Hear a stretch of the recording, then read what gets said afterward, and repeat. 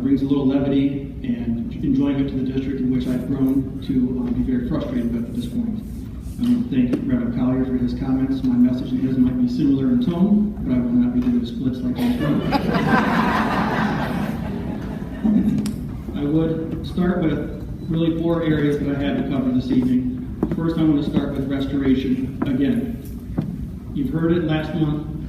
You've heard about the commitments that I spoke of previous board members, current sitting board members, the commitments they made not only to the staff, the community, and folks alike that supported the levies, that had 3 main focuses of bringing back transportation, creating competitive salaries, and retaining services for students. I see services for students have been retained. I see bus drivers are on the streets and use Toledo Public Schools buses. What I do not see is competitive salaries. We cannot be competitive if we cannot even get to ground zero. If we cannot get back to the days of 2009, 2010, we will not be competitive, state or local. It is frustrating to walk into buildings and hear about the restoration, and then let's couple that with the personal stories that we've heard from payroll. Now, before I make my comments regarding the payroll, SunGuard, and human resources, I must preface it by saying the new treasurer, Ryan Schulte, has been great to work with directly. He has done everything he can, given the conditions that he was employed into. The onus lies within human resources under the purview of the chief of staff, is my understanding. The payroll can only execute on the information in which they're given. I sat in an HR committee meeting just last week to hear that 2 months in a row, the HR committee board members were presented with the wrong hourly rate 2 months in a row. How is that acceptable? If we as teachers presented information 2 months in a row that was in error, we would not be here. We'd be at home with our fobs turned in, pending an investigation and hearing for the record.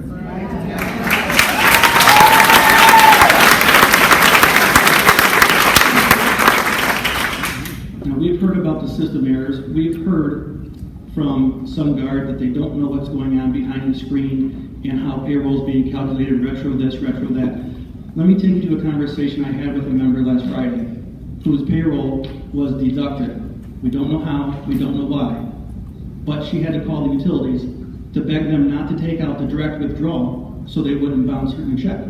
That is embarrassing for a member. We are paid professionals. When will we be treated as such?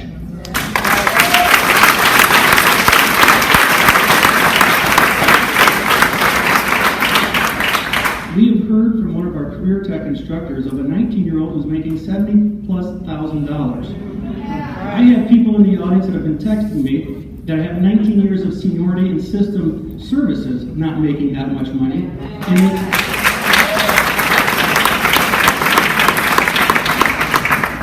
And they would like to know when they can expect a complete, honest, accurate paycheck. I think Mr. Ramirez's point is well taken. We have seen so many numbers come across online pay stub. Nobody can convince me my pay is correct, even if it was correct. It is frustrating to walk through the buildings to hear that we're not being restored. It is frustrating to hear how hard it is to work to the rule. We know that it is not easy, but we also know that if there's a will, there's a way. There's 5 people that were elected to the school board to not only represent the students, but represent the staffs and ensure they're quality educators in front of the students every day. This is not occurring. I've received an email from a current employee who refuses to be named for fear of retaliation and reprimand, because that is the climate that has been created by current upper management. She is frustrated that her son has applied with the district, only to be told that there was a clerical error on the BCI. It had to be requested again. He has begged for a response from Human Resources. He is a certified teacher looking to go to Sylvania, Maumee, or Ottawa Hills, and her mother is trying to keep him within the district because we need qualified teachers. I've heard about the sub-shortage. What I haven't heard is the accountability or lack thereof in Human Resources in retaining and recruiting these individuals.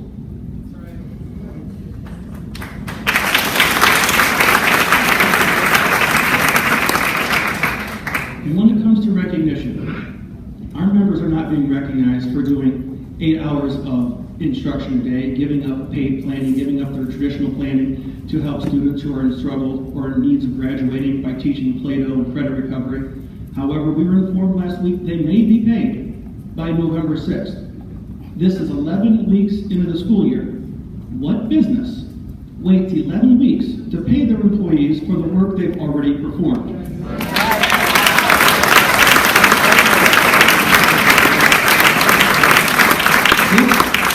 This is not what I signed up for. This is not why you were elected. This is not why the cabinet members are in place.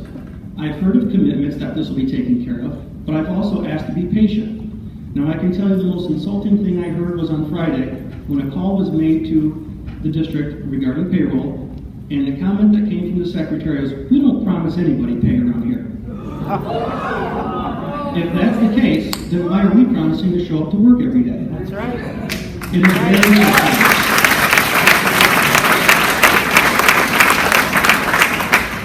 And my last point will be recognition in the State Department, Ohio Department of Education. A week or so ago, a letter was forwarded on to me from the Chief Academic Officer stating that we are in serious trouble, that the district, or that the teachers rather, are refusing to do teacher-based team meetings. I have contacted the author of said letter and found out that fraudulent information was provided to the Department of Education. There are many individuals, buildings, and teachers and teams performing TBTs, or teacher-based team meetings. However, his understanding was that nobody was participating in the Ohio improvement process, which led him to send a letter threatening to take away past monies, current monies, and preclude us from applying for future monies. That is an insult to the teachers who are giving up their time during the day to do teacher-based teams. That's an insult to the individuals who are staying after school to better themselves working with their teachers. I find it egregious. I find it inconsiderate, unprofessional towards the people that you are charged with to make sure they have the best skills possible to educate our children. I would appreciate the recognition to the State Department of Education that we are participating in the Ohio improvement process. And in fact, the Toledo Federation of Teachers has never said, don't do them. We just said we're not doing them for free or discounted rates any longer. There are solutions.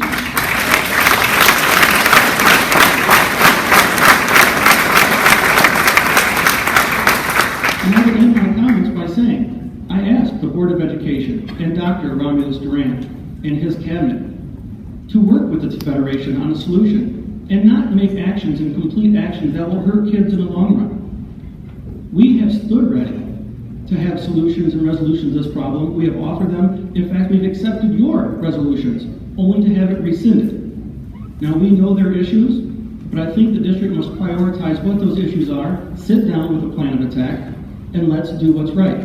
TFT has sent its intent to bargain with the district back on September 28th. We received a response a couple weeks later. We stand ready to meet and negotiate as we have in the past. I know there has been a call for public bargaining. I do not believe that is the best approach. However, something must be done to bring stability back to this district. Something must be done where the elected officials in this room are held accountable for the commitments that were made.